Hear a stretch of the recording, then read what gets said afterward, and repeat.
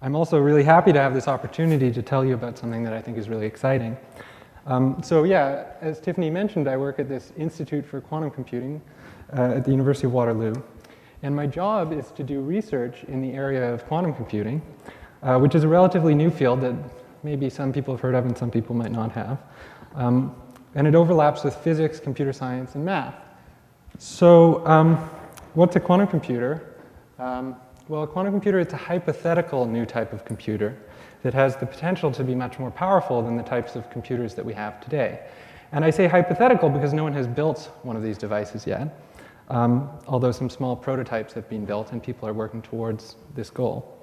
So over the next 15 minutes or so, I hope to tell you about what a quantum computer is and why it's an interesting thing to think about. But even if you don't find that you're interested in quantum computing, I hope that I can at least get you excited about some of the basic questions about just regular computers that are still sort of unanswered and that I think are really exciting. Okay, so, and I hope you'll forgive me if I tell you some things that you already know. So, most of us, I think, know what computers do, but let's just review for a minute. I mean, one thing that a computer does, or can do, is if you know of a procedure to solve some problem, then you can use a computer to solve that problem for you. And what you do is you feed it some input to the problem. The computer runs through all the steps of the procedure, and then it spits out some output. Okay? And you know, a procedure that a computer uses is usually called an algorithm. And sometimes it's possible to find an algorithm that, that will perform a given task for you, and you know, fairly quickly and with a small amount of computer memory. And sometimes it doesn't seem to be possible to find any algorithm that uses only a small number of steps or a small amount of computer memory. And that's kind of this mysterious thing, like why is that true? And that's one of the goals of theoretical computer science, is to understand why that's the case, and to classify which problems are easy and which problems are hard for computers to solve. So maybe we can start with an example of an easy problem that everybody here knows how to solve. So everybody knows an algorithm for adding two numbers. So if you have two integers, you know, what you do is you just go from right to left and you add all of the digits. And then, you know, so here, you know, we had to carry the 1 into the next column and we get 3. So this is a really great algorithm for adding numbers, right? Because, you know, if I handed you a number with like 1,000 digits and I told you I'll pay $100 to like, or added, sorry, if I gave you two numbers with 1,000 digits and I told you to add them and I said I'd pay you a bunch of money to do that, then, you know, if you put your mind to it, you could do it maybe over a weekend or something. And with a computer, you could add really big numbers, like with billions of digits. And, you know, likewise, we also learn algorithms for multiplying and dividing numbers that are really good in school, and computers can easily use these algorithms to multiply or divide or add or subtract really big numbers. Okay. But I also said there were some problems where computers really have a hard time solving them, and for which no good algorithms are known. And, well, this next problem was thought to be one of those problems that's just really hard to solve for computers to solve. And this problem is the problem of factoring a number, which is like the opposite of multiplying. So any number that's not prime can be written as the product of two other numbers in at least one way. So like here's 130 can be written as 26 times 5, and you'd call that a factorization of 130. Now, if I give you the number and I ask you to find a factorization, that turns out to be a really hard problem for computers, and they're really currently, for regular computers, are not any good algorithms known. And this problem was thought to be so hard that our encryption that's used to safely transmit information over the internet, for example, is based on the hardness of factoring numbers. If you could factor numbers quickly, then that would break a lot of the encryption that's used on the internet. And in fact, so for this reason, people have a lot of, and for other more fundamental reasons, people are interested in this factoring task. And there was this list of the RSA Foundation published this list of numbers with a challenge to anyone. And they said, you know, can you factor these numbers? If you can, we'll pay you a bunch of money. This was in 1991. And here's an example of one of those numbers, which in the whole period that this money was being offered to factor this number, nobody did it. This was 91 to 2007. This is only 212 digits. And the prize wasn't claimed, but someone did eventually factor this number in 2012. Okay? But keep in mind that this 212-digit number, I mean, if you had two numbers with 212 digits, you could easily add them, right? You could do it yourself in a short amount of time. So factoring really appears to be a lot harder than adding numbers. And one of the curious things that I'm going to talk more about later is that factoring actually appears to be easy for quantum computers. So we'll talk about that more in a minute.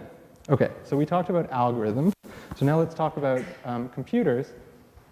And of course, you know, to run an algorithm, you need to have an actual computer. And there's lots of different types of computers. And as sort of you go back in time, the computers get, you know, older and less fast. But this last one, the one in black and white there, is one of the first computers ever built from 1946. And you might ask, you know, I told you a quantum computer is going to be this new type of computer, but like, you know, there's new computers every year. They come out with like a new iPhone or a new MacBook or something. So what's going to be different about a quantum computer? And to answer that question, we're just going to go back a little bit further in time to this guy. So this is Alan Turing, who's a famous computer scientist. And one of the things he's famous for is this idea he had in 1936. Okay, so this was before even that black and white computer that I showed. And he had this idea of a Turing machine. And a Turing machine is like this model of a computer. It's not something that he built. It's just something that you think about as like the idea of a computer. And you know, a Turing machine is kind of a specific idea. You know, it's got some specific way that it operates. But I'm not really going to go into that. It's not really important what it, you know, specifically what it is. The point is that it's a model of a computer that seems to capture all of the basic features of computation that we have in the computers that we have today. And, you know, computer scientists later realized that there is a sense in which all of the computers we have today are equivalent to this model of a computer called a Turing machine, including everything I showed on the previous slide. And this equivalence is sometimes called the extended Church-Turing thesis, which says that if you have an algorithm that runs on any reasonable computer, then you can convert it into an algorithm which runs on this idealized computer, the Turing machine, without too much overhead. And those last few words, without too much overhead, that means that you know, it doesn't greatly increase the amount of computation time or the amount of memory used. There's sort of a technical sense in which that's believed to be true. And I say believed because it was believed that this was true for a long time. And you know, this extended Church-Turing thesis, it has some powerful consequences. It says that we don't need to update our understanding of algorithms each time a new iPhone comes out. Because the algorithms, you know, maybe it has a faster processor than the new iPhone, but the algorithms that you can run on it are the same ones which run on the last model, and they're the same ones that you can run on a laptop and on other computers. And so that means that we can design algorithms without worrying about which computer they'll run on. And by now, computer scientists have lots of experience with designing algorithms, and we know, you know, many algorithms which solve lots of useful computational problems.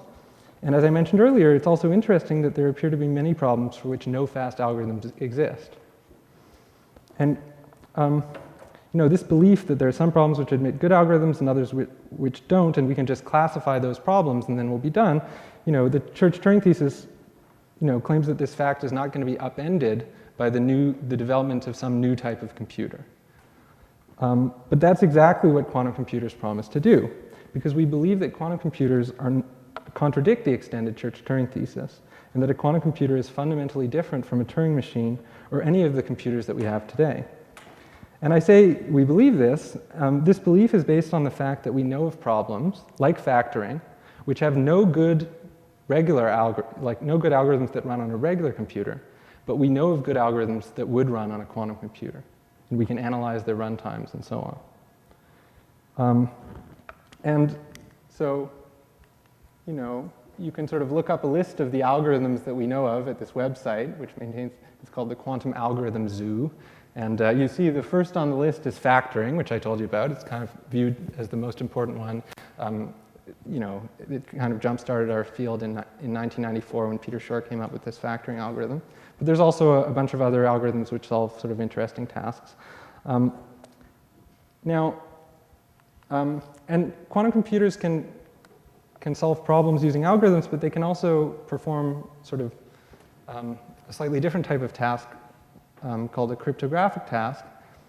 And some of these tasks that quantum computers can perform, it's just impossible for a classical computer to do. It's not a, okay, so one example of that is this thing called quantum money. So here's a headline. It says, quantum cash and the end of counterfeiting. Physicists say they can make money that can't be copied, at least in theory. So the last part, at least in theory, refers to the fact that we don't have any quantum computers presently. Okay, so it's a bit of a jab. But what is this about? What is this idea of quantum money? On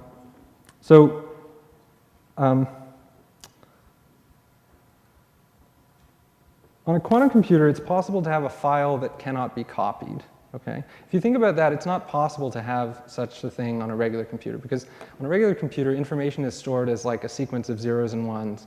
And if you just sort of go into the hard drive and find that string of information, you can just copy it, that long string of zeros and ones, and then you have 2 copies. Okay? But on a quantum computer, the information is a different kind of information that can't be copied, or it can't always be copied. And quantum money is the idea of using this information as a currency. Okay? So you would have a set of files, which are the quantum bills, and those files are worth money. Okay?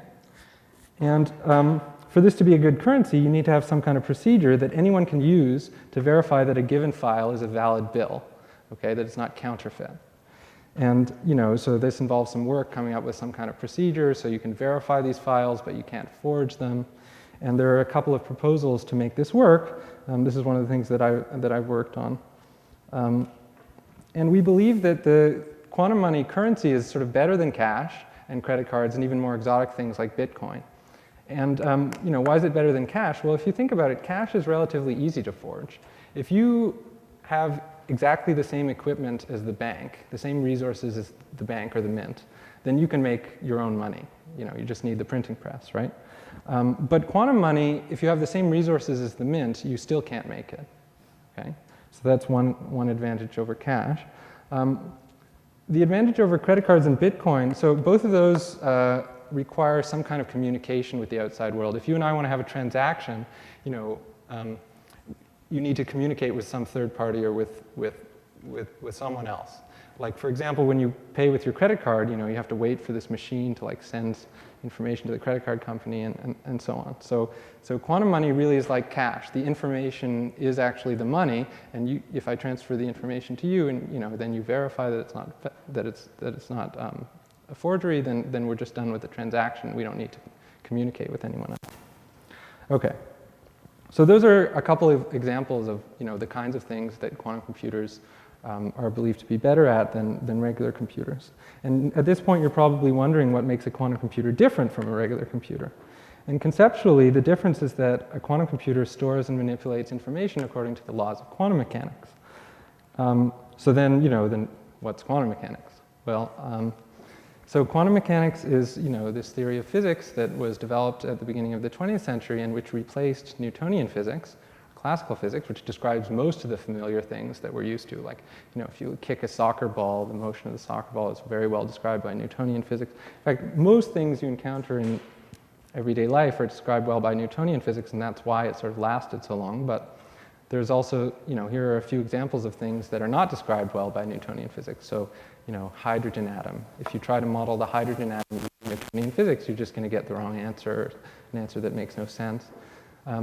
And more generally, atomic physics experiments are not modeled well by Newtonian physics. They require quantum mechanics to describe. And particle physics, quantum mechanics is sort of at the heart or at the foundation of the theory, modern theory of particle physics. And you even need quantum mechanics to describe the radiation emitted from hot objects. So this was one of the first, you might have heard of this black body radiation if you've taken S6 physics. And that describes the radiation emitted from hot objects, and you require quantum mechanics to describe that accurately. But the idea of a quantum computer is that you want to engineer a quantum system so that it performs computations for you. And